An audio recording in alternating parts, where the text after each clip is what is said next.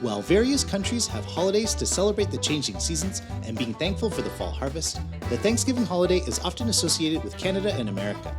Predating their American counterpart, Canadian Thanksgiving, which falls on the second Monday of October, is believed to have been first held in 1578, originally based on similar traditional European holidays celebrating the harvest. More internationally known, the American Thanksgiving, celebrated on the fourth Thursday of November, was celebrated by early settlers as early as 1621 and officially declared a national holiday by Abraham Lincoln in 1861.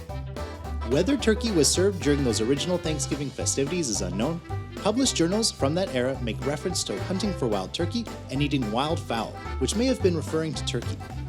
Regardless, over the years, turkey has become synonymous with Thanksgiving as it can feed a large group, traditionally wasn't used for daily necessities such as milk from cows or eggs from chickens, and was less common compared to pork, thus representing something to be served for special occasions.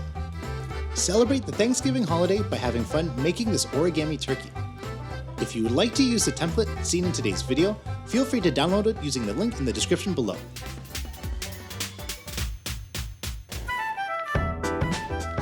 Thanks for watching.